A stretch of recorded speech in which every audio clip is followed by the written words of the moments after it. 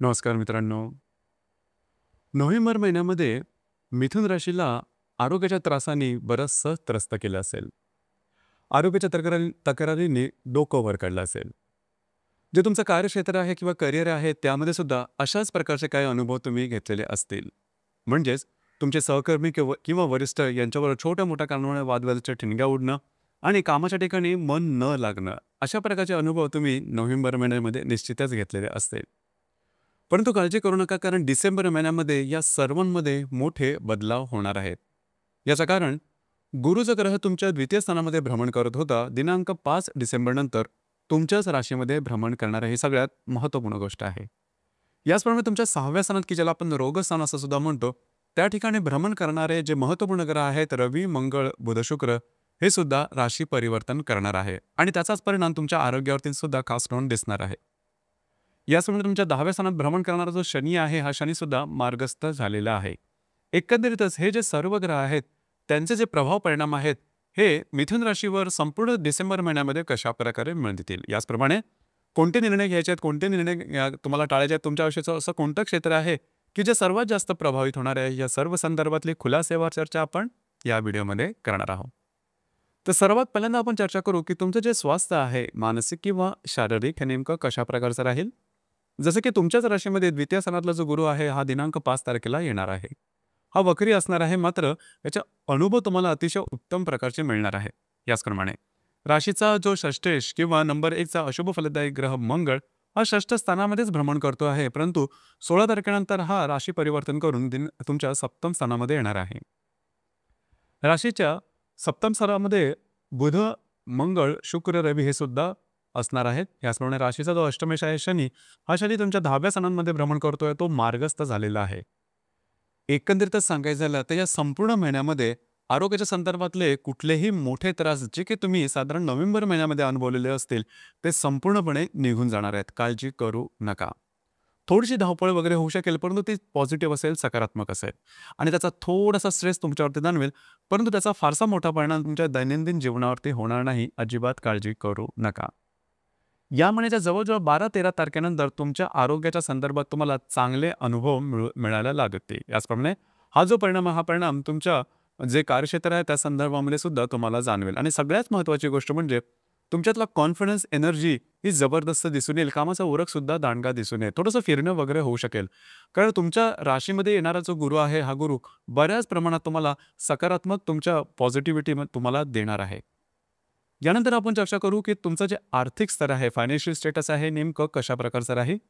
जसं की तुमच्या द्वितीय स्थानामध्ये गुरु भ्रमण करतोय, अर्थात तो 5 तारखेनंतर तुमच्याच राशीमध्ये येणार आहे. राशीचा जो पंचमेश आहे शुक्र, हा शुक्र तुमच्या षष्ठ स्थानातून सप्तम स्थानामध्ये भ्रमण करणार आहे दिनांक 20 तारखेला. राशीचा जो अष्टमेश आहे शनी, हा तुमच्या दशमात भ्रमण करतोय, मार्गी आहे. आणि राशीचा जो लाभेश आहे मंगळ, हा षष्ठ स्थानातून सप्तम स्थानामध्ये भ्रमण करणार आहे दिनांक 8 तारखेला. एकंदरीत सांगायचं झालं तर या संपूर्ण महिन्यामध्ये आर्थिक संदर्भात फारसे मोठे त्रास होणार नाही.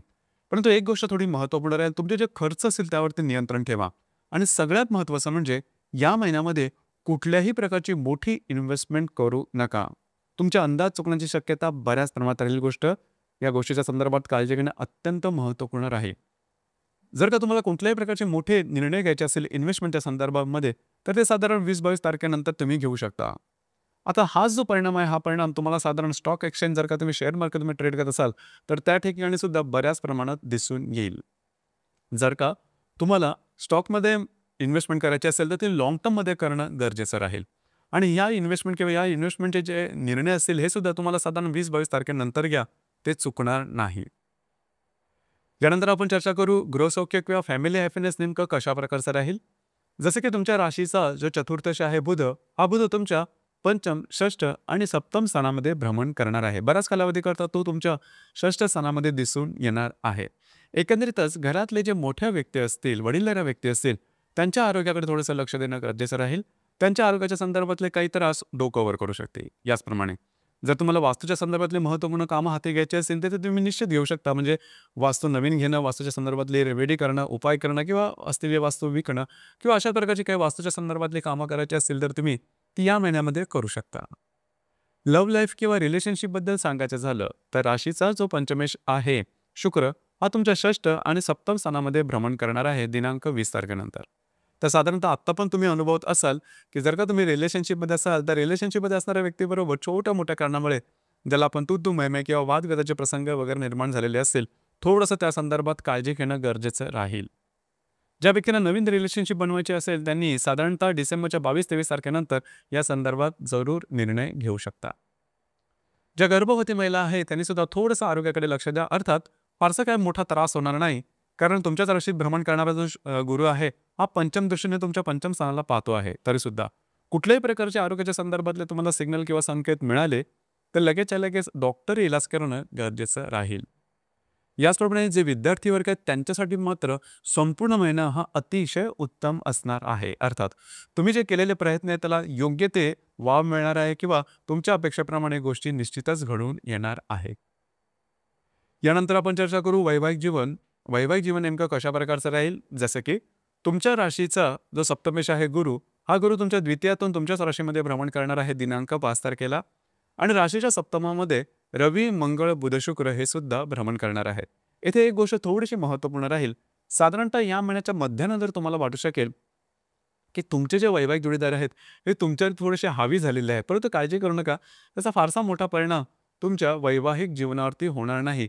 त्यामुळे त्याबद्दल जास्त चिंता करू नका. मात्र इथे एक गोष्ट खूपच चांगली आहे, जी की जे विवाहसुख मंडळी आहेत, म्हणजे मिथुन राशीच्या जे विवाहसुख मंडळी आहेत, त्यांच्याकरता हा संपूर्ण जो महिना आहे, हा अतिशय उत्तम असणार आहे. जे मी आत्ता सांगितलं, की वैवाहिक जोडीदारात छोट्या-मोठ्या कारणाने वादविवाद होते, परंतु ते टोक गाठणार नाही याचं माझं कारण असं आहे, की तुमच्याच राशीतला जो गुरु आहे, हा सप्तम दृष्टीने तुमच्या सप्तम स्थानाला पाहतो आहे.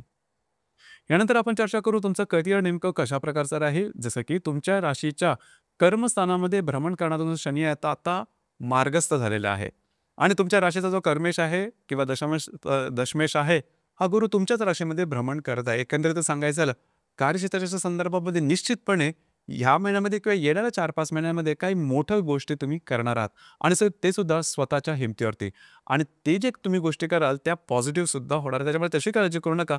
कार्यक्षेत्राच्या संदर्भात तुम्हाला अतिशय उत्तम अशा प्रकारचे अनुभव हे येणाऱ्या काही महिन्यामध्ये निश्चितच येणार आहे. तर एकंदरीत सांगायचं झालं तर या संपूर्ण महिन्यामध्ये मिथुन राशीकरता आरोग्याचा संदर्भ, आर्थिक किंवा सगळ्यात महत्त्वाचं म्हणजे करिअरच्या बाबतीमध्ये महत्त्वपूर्ण तुम्ही निर्णय घेऊ शकता किंवा महत्त्वपूर्ण सकारात्मक बदल तुम्हाला दिसून येतील. यानंतर आपण चर्चा करू की ग्रहयोग त्याचे जे प्रभाव परिणाम आहेत हे नेमके कशा प्रकारचे राहील, कुठल्या कुठल्या क्षेत्राशी संबंधित आहेत आणि तुम्हाला निर्णय त्या संदर्भात कोणते घ्यायचे आहेत. दिनांक 6 तारखेला बुध आणि गुरुचा त्रिकोण योग होणार आहे. बुध जो की तुमच्या 6व्या स्थानामध्ये भ्रमण करतो आहे, त्याच्याबरोबर द्वितीयातला जो गुरु आहे हा त्रिकोण योग करणार आहे. हा जो योग आहे अतिशय महत्त्वपूर्ण राहील. खास करून कार्यक्षेत्राच्या संदर्भातले महत्त्वपूर्ण निर्णय तुम्ही या दरम्यान घेऊ शकता. तुम्हाला काही चांगल्या संधी मिळतील किंवा इन्व्हेस्टमेंट किंवा आर्थिक लाभाच्या संदर्भामध्ये सुद्धा काही अपॉर्च्युनिटी किंवा संधी या दरम्यान मिळू शकतील. दिनांक 7 तारखेला बुध आणि शनीचा त्रिकोण योग सुद्धा होणार आहे. बुध जो की तुमच्या 6व्या स्थानामध्ये भ्रमण करतो, त्याच्याबरोबर दशमातला जो शनी आहे हा त्रिकोण योग करणार आहे. खास करून जे तुमचं कार्यक्षेत्र आहे त्या संदर्भातले महत्त्वपूर्ण कामं तुमची मार्गी लागू शकते. अडकलेली कामं पूर्ण होणं किंवा तुम्ही मांडलेले अंदाज बरोबर ठरणं, अशा प्रकारचे काही अनुभव तुम्हाला या दरम्यान निश्चितच मिळतील. याचप्रमाणे नोकरीच्या संदर्भातले काही महत्त्वपूर्ण ज्याला आपण अपॉर्च्युनिटी किंवा संधी तुम्हाला या दरम्यान मिळू शकतील. दिनांक 8 तारखेला शनी आणि मंगळाचा केंद्रयोग होणार आहे. हा केंद्रयोग अत्यंत महत्त्वाचा आणि लक्षात ठेवण्याजोगा आहे. हा केंद्रयोग दृष्टी अधिष्ठित असणार आहे. एकंदरीतच जर विवाहित असाल तर वैवाहिक जोडीदाराबरोबरचे जे वादविवाद आहेत हे थोडेसे ताणले जातील. या संदर्भात थोडी काळजी घेणं गरजेचं राहील. याच दरम्यान म्हणजे दिनांक 8 तारखेच्या दरम्यान जे तुमचं कार्यक्षेत्र आहे त्या संदर्भातले सुद्धा गोष्टी थोड्याशा तुमच्या हाताबाहेर जातात की काय असं काही वाटू शकेल. काळजी करू नका, याचा फारसा मोठा परिणाम मिळणार नाही. तरी सुद्धा तुम्हाला या संदर्भात सजग राहणं, अलर्ट राहणं गरजेचं राहील. यानंतर दिनांक 10 तारखेला बुध आणि हर्षलचा सुद्धा प्रतियोग होणार आहे. आरोग्याकडे लक्ष द्या आणि खास करून स्वतःच्या भावभावनांवरती नियंत्रण ठेवणं अत्यंत गरजेचं राहील. भावनेच्या आहारी जाऊन चुकीचे निर्णय घेणं किंवा टोकाचे निर्णय घेणं अशा प्रकारचं काही वातावरण तयार होईल आणि तुम्ही त्या वातावरणामध्ये वाहून जाल. तर स्वतःवरती नियंत्रण ठेवणं गरजेचं राहील. दिनांक 11 तारखेला बुध आणि नेपच्यूनचा त्रिकोण योग सुद्धा होणार आहे. आता हा जो त्रिकोण योग आहे हा त्रिकोण योग सुद्धा थोडा महत्त्वपूर्ण राहील. जे तुमचं कार्यक्षेत्र आहे त्या संदर्भात काही तुम्ही मांडलेले अंदाज बरोबर ठरतील. काही अंतर्ज्ञान किंवा काही चांगले विचार सुद्धा येतील. जे की भविष्यकालीन योजनांकरता तुमच्यासाठी फायदेशीरच असणार आहे. दिनांक 21 तारखेला शनी आणि शुक्राचा केंद्र योग सुद्धा होणार आहे. दशमातला जो शनी आहे त्याच्याबरोबर तुमचा सप्तमातला जो शुक्र आहे हा केंद्र करणार आहे. थोडंसं वैवाहिक जोडीदारापाशी थोडेसे नातेसंबंधात दुरावा येणं किंवा ज्याला आपण तू मैमे वाली जी गोष्ट म्हणतो तसे थोडेफार अनुभव येऊ शकतील. अर्थात मोठे त्याचे परिणाम दिसणार नाहीत, काळजी करू नका. याचप्रमाणे दिनांक 24 तारखेला सुद्धा नेपच्यून आणि शुक्राचा केंद्र योग होणार आहे. तर तुमच्यामध्ये आणि तुमच्या जे वैवाहिक जोडीदार आहेत त्यांच्याबरोबर थोडंसं मिसअंडरस्टँडिंग किंवा गैरसमजाचं वातावरण थोडंफार तयार होऊ शकेल. दिनांक 30 तारखेला बुध आणि शनीचा केंद्रयोग सुद्धा तुमच्या सप्तम आणि दशम स्थानामध्ये होणार आहे. या दरम्यान कुठल्याही प्रकारचे महत्त्वपूर्ण निर्णय, खास करून जर का तुम्ही पार्टनरशिपच्या बिझनेसमध्ये असाल तर घेऊ नका. या महिन्यातली जी पौर्णिमा आहे ती दिनांक 4 तारखेला आहे आणि जी अमावास्या आहे ती दिनांक 20 तारखेला आहे. अमावास्या आणि पौर्णिमेच्या दरम्यान रविचंद्राचं आकर्षण हे पृथ्वीकडे थोडंसं जास्त असतं. आपण जास्त इमोशनल होतो, भावनातीत होतो आणि भावनातीत होऊन घेतलेले निर्णय चुकण्याची शक्यता जास्त असते. त्यामुळे या महिन्याच्या दिनांक 4 आणि 20 तारखेला कुठल्याही प्रकारचे महत्त्वपूर्ण निर्णय की जेणेकरून तुमच्या आयुष्याची दिशा बदलेले, कमिटमेंट, प्रॉमिसेस याचप्रमाणे वादविवादापासून लांब राहणं गरजेचं राहील. तर मित्रांनो, हे होतं मिथुन राशीचं डिसेंबर 2025 करताचं संपूर्ण राशीफळ. धन्यवाद.